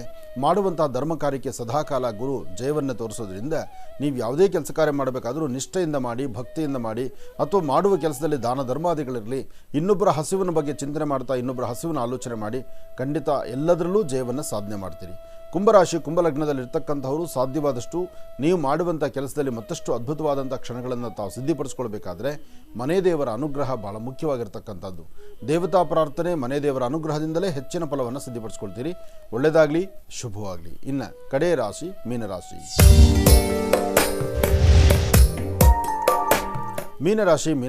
ಮೀನರಾಶಿ. ಮೀನಲಗ್ನದಲ್ಲಿರ್ತಕ್ಕಂಥವ್ರಿಗೆ ಚಂದ್ರ ಮತ್ತು ಗುರು ಇರ್ತಕ್ಕಂಥ ಆಸ್ಥಾನ, ಬುಧ ಮತ್ತು ಶುಕ್ರ ಇರ್ತಕ್ಕಂಥ ಆಸ್ಥಾನ ಚೆನ್ನಾಗಿದೆ. ಶುಕ್ರನ ಅನುಗ್ರಹ ಇರೋದ್ರಿಂದ ಆರ್ಥಿಕ ಪರಿಸ್ಥಿತಿ ಪರವಾಗಿಲ್ಲ, ವ್ಯಾಪಾರ ವ್ಯವಹಾರ ಪರವಾಗಿಲ್ಲ, ವೃತ್ತಿಯಲ್ಲಿ ಅಭಿವೃದ್ಧಿ ಪರವಾಗಿಲ್ಲ. ಹಣಕಾಸಿನ ಬಗ್ಗೆ ನೀವೇನು ಚಿಂತೆ ಮಾಡಬೇಡಿ. ಇವತ್ತಿನ ದಿವಸ ಭಗವಂತ ಯಾವುದೋ ಒಂದು ಮಾರ್ಗದಲ್ಲಿ ನಿಮ್ಮ ಕಷ್ಟದಿಂದ ನಿಮ್ಮನ್ನು ಹೊರಗಡೆ ತೊಗೊಂಡ್ಬರ್ತಾನೆ. ಅದಕ್ಕಿಂತ ಮುಖ್ಯವಾಗಿ ಕೆಲವು ಪರಿಸ್ಥಿತಿಗಳು ಈ ನ್ಯಾಯಸ್ಥಾನಕ್ಕೆ ಸಂಬಂಧಪಟ್ಟದ್ದು, ಕೋರ್ಟು ಕಚೇರಿ ಸಂಬಂಧಪಟ್ಟದ್ದು, ಕೆಲವು ಜಗಳ ಗಲಾಟೆಗಳಿಗೆ ಸಂಬಂಧಪಟ್ಟದ್ದು, ತಪ್ಪು ಮಾಡಿದಿರೋ ಇಲ್ವೋ, ಆದರೆ 4 ಜನದಲ್ಲಿ ನಿಂದನೆಯ ಮಾತನ್ನು ಇವತ್ತು ನೀವು ಕೇಳಬೇಕಾಗತ್ತೆ. ಅದಕ್ಕಾಗಿ ಜವಾಬ್ದಾರಿ ಬೇಕಾಗತ್ತೆ. ಎಚ್ಚರಿಕೆಯಿಂದ ಇರಿ, ಜೋಪಾನವಾಗಿರಿ. ಒಳ್ಳೆಯದಾಗಲಿ, ಶುಭವಾಗಲಿ. 12 ರಾಶಿಗಳಲ್ಲಿರ್ತಕ್ಕಂಥ ಫಲಾಫಲಗಳನ್ನು ಬಹಳ ಅದ್ಭುತವಾಗಿ ಸವಿಸ್ತಾರವಾಗಿ ಗುರುಜಿಯವರು ನಮ್ಮೆಲ್ಲರಿಗೂ ಕೂಡ ತಿಳಿಸ್ಕೊಟ್ಟಿದ್ದಾರೆ. ಅವರಿಗೆ ಹೃತ್ಪೂರ್ವಕ ಧನ್ಯವಾದಗಳನ್ನು ತಿಳಿಸ್ತಾ, ಗುರುಗಳೇ, ಇನ್ನು ಇವತ್ತಿನಿಂದ ಮಂಡಲಾನುಷ್ಠಾನದ ಆ ಒಂದು ಸಂಪನ್ನವಾಗ್ತಕ್ಕಂಥ ಕಾರ್ಯಕ್ರಮ ಪ್ರಾರಂಭ ಆಗಿದೆ ಅಲ್ಲ ಅವರಿಗೆ, ಅದರ ಬಗ್ಗೆ ಏನಾದರೂ ಮಾಹಿತಿಯನ್ನು ತಿಳಿಸ್ಕೊಡಿ. ಖಂಡಿತ. ಮಂಡಲ ಪೂಜೆ ಎಂಬತಕ್ಕಂಥದ್ದು ಗರ್ಭಗುಡಿ ಪ್ರತಿಷ್ಠಾಪನೆ ಆದ ನಂತರ, ಅಂದರೆ ತಾಯಿ ಲಕ್ಷ್ಮೀ ಬೋರಹಸ್ವಾಮಿಯ ಪ್ರತಿಷ್ಠಾಪನೆ ಆಗಿರತಕ್ಕಂಥದ್ದು ಶ್ರಾವಣ ಮಾಸದ ಶುಕ್ಲ ಪಕ್ಷದ ಶುಭ ನಾಗರ ಪಂಚಮಿ ಎಂದು ಲೋಕಾರ್ಪಣೆ ಆಗಿರತಕ್ಕಂಥ ಲಕ್ಷ್ಮೀ ಬೋರಹಸ್ವಾಮಿ ಸಾನ್ನಿಧ್ಯ. ಅದಾದ ನಂತರ 48 ದಿವಸದ ಮಂಡಲ ಪೂಜೆಗೆ ನಾಳೆಗೆ 48 ದಿವಸ ಕಂಪ್ಲೀಟ್ ಆಗುತ್ತೆ. 48 ದಿವಸ ಮಂಡಲ ಪೂಜೆ ನಾಳೆ ಆದ್ದರಿಂದ ಇವತ್ತು ಸಂಧ್ಯಾಕಾಲ ಕಲಶ ಸ್ಥಾಪನೆ, ನವಗ್ರಹ, ಆದಿತ್ಯಾದಿ ನವಗ್ರಹ ಮತ್ತು ನಕ್ಷತ್ರ ಮಂಡಲ, ರಾಶಿ ಮಂಡಲ, ಅದರಲ್ಲೂ ವಿಶೇಷವಾಗಿ ಲಕ್ಷ್ಮೀ ಬೋರಹಸ್ವಾಮಿ, ಅದರಿಂದ ಅದಕ್ಕೆ ಸಂಬಂಧಪಡ್ತಕ್ಕಂಥ ವಿಶೇಷವಾದಂಥ ಹೋಮ ಹವನಾದಿಗಳನ್ನು, ಕಲಶ ಸ್ಥಾಪನೆಯನ್ನು ಮತ್ತು ಆಲಯ ಶುದ್ಧಿಯನ್ನು, ಜೊತೆಗೆ ಬರ್ತಕ್ಕಂಥ ಪ್ರತಿಯೊಬ್ಬ ಭಕ್ತರಿಗೂ ಸಹಿತ ಮಾತಾಡುವ ಭಗವಂತ ಅಲ್ಲಿರೋದ್ರಿಂದ ಅಲ್ಲಿ ಸಾಲಿಗ್ರಾಮಕ್ಕೆ ಇಂತಹ ಒಂದು ಮಂಡಲಾನುಷ್ಠಾನ ಇದೆಲ್ಲ ಅನ್ನೋದು ಈಗಲೂ ನನ್ನ ಮನಸ್ಸಲ್ಲಿ ಒಂದು ಕ್ವಶನ್ ಮಾರ್ಕೆ ಅದು. ಯಾಕೆಂದರೆ ಮಾತಾಡುವ ಭಗವಂತ, ಆತನಿಗೆ ನಾವು ಪ್ರತಿಷ್ಠಾಪನೆ ಅನ್ನೋದೇನು, ಜೀವ ಕೊಟ್ಟು ಕೂಡಿಸುವಂಥದ್ದೇನು, ಆತನಿಗೆ ನಾವು ಈ ಮಾಡುವಂತಹ ಅಥವಾ ನಮ್ಮ ಪೂಜಾ ಅನುಷ್ಠಾನವೋ ಮಂತ್ರದಿಂದಲೋ ತಂತ್ರದಿಂದಲೋ ಅದು ಸಾಧ್ಯವಾ? ಖಂಡಿತ ಸಾಧ್ಯವಿಲ್ಲ. ಅಲ್ಲಿರೋದೇ ಮಾತಾಡುವ ಭಗವಂತ. ಯಾರೊಬ್ಬರು ಕಷ್ಟ ಅಂತ ಬಂದಾಗ ಕಷ್ಟವನ್ನು ಭಗವಂತನ ಮುಂದೆ ನೋಡಿ, ಆತನ ಕಷ್ಟವನ್ನು ನೀವು ಹೇಳ್ಕೊಂಡ ಖಂಡಿತ ನಿಮ್ಮ ಪರಿಹಾರ ಸಿಗುತ್ತೆ. ಅಲ್ಲಿರ್ತಕ್ಕಂಥವ್ರಿಗೆ ನನಗಿಂಥ ಸಮಸ್ಯೆ ಇದೆ, ನಾನು ಈ ಸಮಸ್ಯೆಯಲ್ಲಿ ಬಂದಿದ್ದೀನಿ ಅಂತ ನೀವು ಹೇಳಬೇಕಾದ್ದಿಲ್ಲ. ಯಾವ ಭೂಮಿದು, ಯಾವ ಸಮಸ್ಯೆದು, ಏನು ಯಾವ ಜಾಗದ ತೊಂದರೆ ಇದೆಯೋ ಆ ಜಾಗದ ಒಂದು ಚೀಟು ಮಣ್ಣು ತಂದು ಭಗವಂತನ ಮುಂದೆ ನಿಂತು, ಭಗವಂತ ಈ ಸಮಸ್ಯೆ ಈ ಜಾಗದಿದೆಯಪ್ಪ, ಇದನ್ನು ಆದಷ್ಟು ಬೇಗ ದೂರ ಮಾಡಿಕೊಡು ಅಂದರೆ 10 ರಿಂದ 12 ದಿವಸ, 15 ದಿವಸ, 3 ದಿವಸ, 4 ದಿವಸದಲ್ಲಿ ಕೆಲಸ ಆಗೋಗಿದೆ. ಆದರೆ ಲಕ್ಷ್ಮೀ ಪ್ರತಿಷ್ಠಾಪನೆ ಆಗಿದೆ. ಅದನ್ನು ತಾವು ಕಣ್ತುಂಬಿಸ್ಕೊಳ್ಬೇಕಾಗಿದೆ.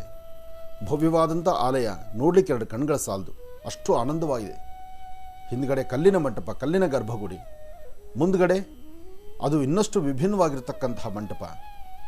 ಏನೇ ಆದರೂ ಆ ಸುಂದರವಾದಂಥ ಪ್ರದೇಶ, ಅಲ್ಲಿ ಕೂತಿರುವಷ್ಟು ಕಾಲ ಕೇಳುವಂಥ ಓಂಕಾರ, ನಿಮ್ಮ ಬೇಡಿಕೆಗಳೇನಿದೆಯೋ ಶೀಘ್ರ ಪರಿಹಾರ, ಜೊತೆಗೆ ಆ ಭಗವತ್ ಸಾನ್ನಿಧ್ಯ. ಅಲ್ಲಿ ಸಾನ್ನಿಧ್ಯ ಆಗಬೇಕಾದ್ರೆ ನಮಗರಿವಿಲ್ಲ. ನಾವಲ್ಲೊಂದು ದೇವಸ್ಥಾನ ಕಟ್ಟಬೇಕು ನಮಗೆ ಗೊತ್ತಿಲ್ಲ, ಅಲ್ಲಿ ದೇವಸ್ಥಾನ ಆಗಬೇಕು ನಮಗೆ ಗೊತ್ತಿಲ್ಲ.